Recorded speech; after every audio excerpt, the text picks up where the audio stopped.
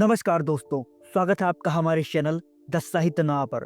जैसा कि पुराने वीडियोस में हम आपको धर्मवीर भारती द्वारा रचित उपन्यास गुनाहों का देवता सुना चुके हैं। उसके बाद एक छोटी सी बहुत ही अच्छी कहानी हीरामन गाड़ीवान की, जिसका नाम है तीसरी कसम, जो कि फरीश्वरनाथ रेणु द्वारा रचित है, वो भी सुना चुके हैं। उसके बाद ग्रामीण जीवन की कहानी गोदान हम आपको सुना चुके हैं। और फिर एक सामान्य परिवार में कैसे एक साधारण आदमी बीवी की लालसा में या कहिए समाज के किसी पूर्ति को पूरा करने के लिए गबन करने लगता है, और वो है मुंशी प्रेमचंद द्वारा प्रसिद्ध उपन्यास गबन। वो भी सुना चुके हैं। अगर आपने ये सब नहीं सुना है तो हमारे प्लेलिस्ट में जाइए और ऐसे ही एक कहानी 3 उपन्यास को ज़रूर सुनिए। और आज हम चलते हैं एक नए पड़ाव की ओर, एक नई कहानी की ओर, जो कि मुंशी प्रेमचंद द्वारा ही रचित है, जिसका नाम है कफन। तो चलिए दोस्तों, शुरू करते हैं कफन कहानी। झोपड़े के दरवाजे पर बाप और बेटा दोनों एक बुझे हुए अलाव के सामने खामोश बैठे हुए थे, और अंदर बेटे की नौजवान बीबी बुधिया दर्द ए जे से पछाड़े खा रही थी, और रह रहकर उसके मुंह से ऐसी दिल खराश सदा निकलती थी कि दोनों कलेजा थाम लेते थे। जाड़ों की रात थी, फजा सन्नाटे में गर्क, सारा गांव तरीकी में जज्ब हो गया था। धीसू ने कहा, मालूम होता है बचेगी नहीं, सारा दिन तड़पते हो गया, जा देख तो आ। माधव दर्दनाक लहजे में बोला, मरना ही है तो जल्दी मर क्यों नहीं जाती, देख कर क्या आऊं। तू बड़ा बेदर्द है बे, साल भर जिसके साथ जिंदगानी का सुख भोगा, उसी के साथ इतनी बेवफाई। तो मुझसे तो उसका तड़पना और हाथ पांव पटकना नहीं देखा जाता। चमारों का कुनबा था और सारे गांव में बदनाम। घीसू एक दिन काम करता तो 3 दिन आराम।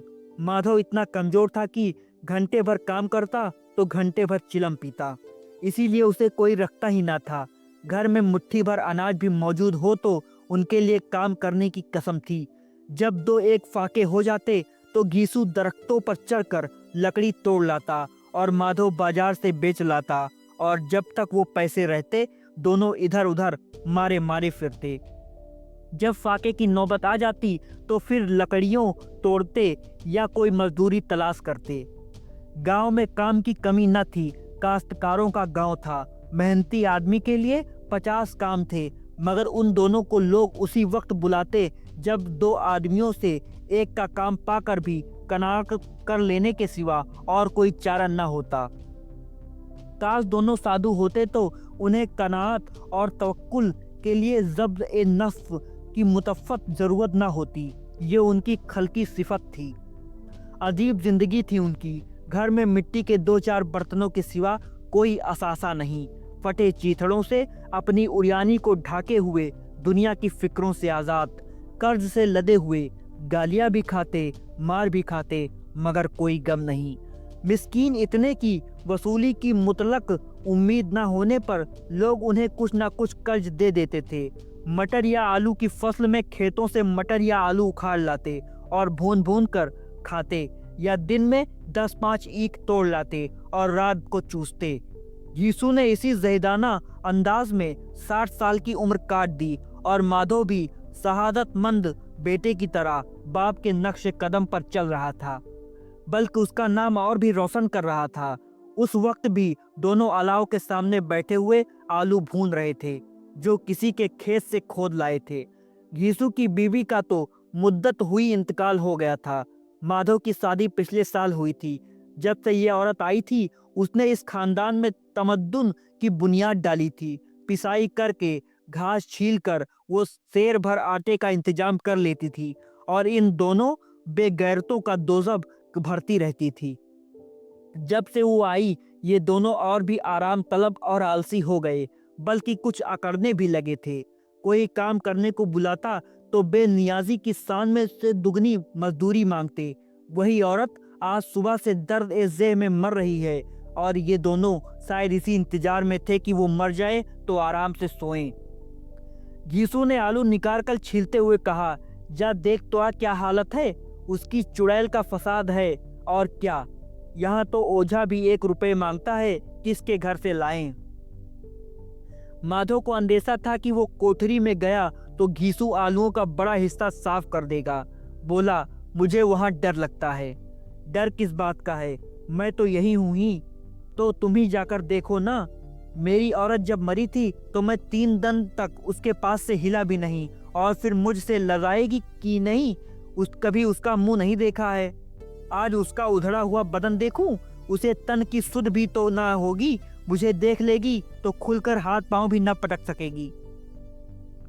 मैं सोचता हूँ कि कोई बाल बच्चा हो गया तो क्या होगा। तोंत गुड़ तेल कुछ भी तो नहीं है घर में, सब कुछ आ जाएगा।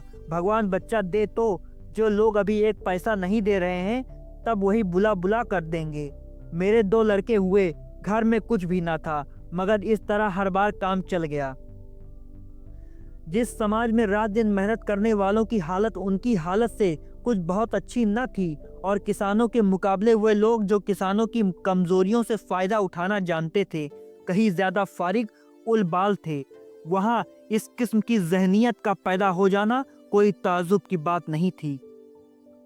हम तो कहेंगे घीसू किसानों के मुकाबले में ज्यादा बारीक बीन था, और किसानों की तही दिमाग जमाइत में शामिल होने के बदले सातिरों की फितरा पर्दाज जमात में शामिल हो जाता था। हाँ, उसमें ये सहालियत थी न थी कि सातिरों की आइनों और आदाब की पाबंदी भी करता। इसीलिए ये जहाँ उसकी जमात के और लोग जमा के सरगना और मुखिया बने हुए थे, उस पर सारा गांव अंगुस्त नुमाई कर रहा था।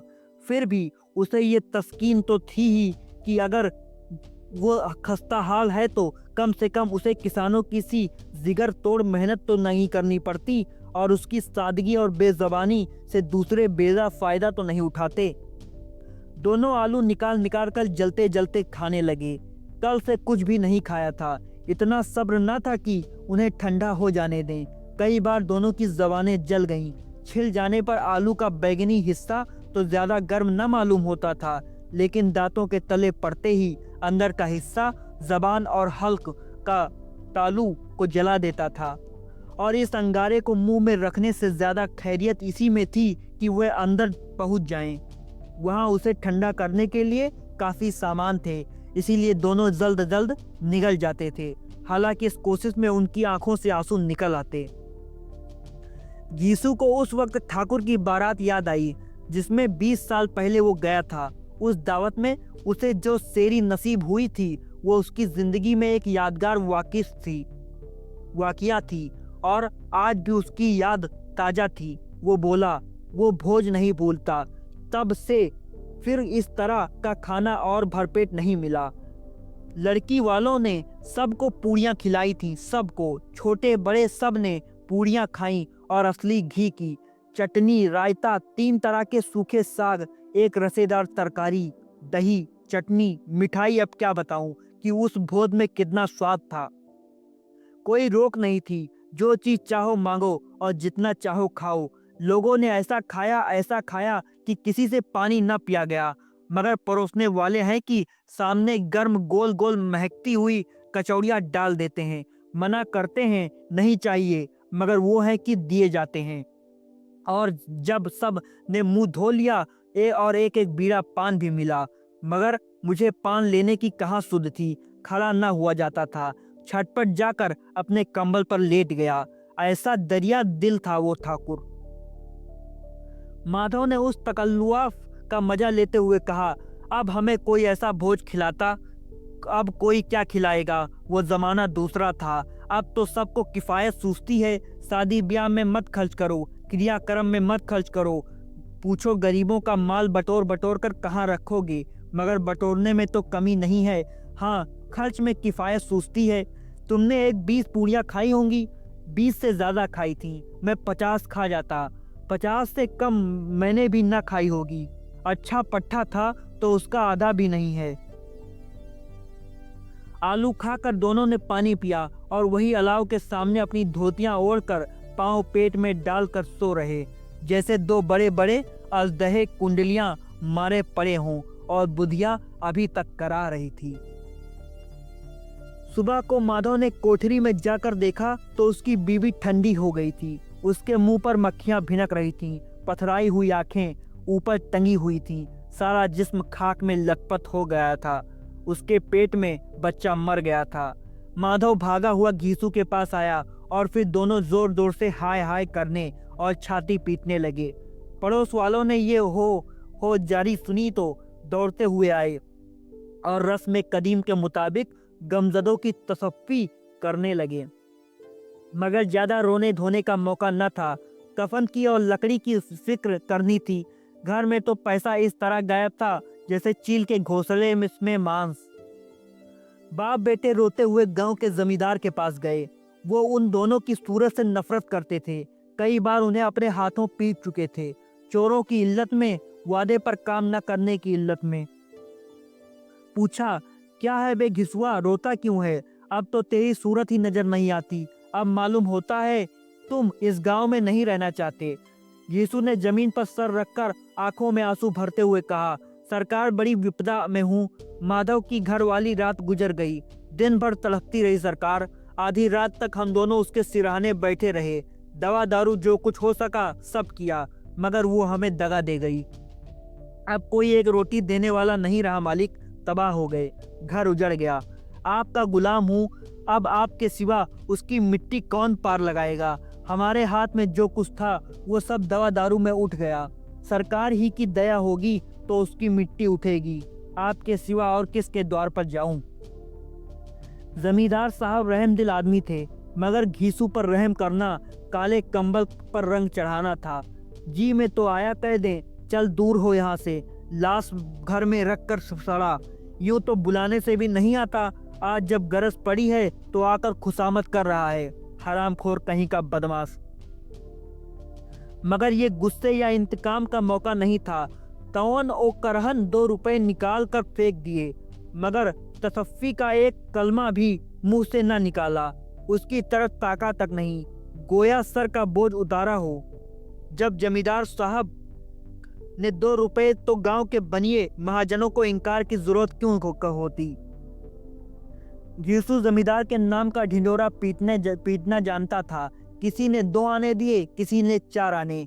1 घंटे में घीसू के 5 रुपए की माकूल रकम जमा हो गई।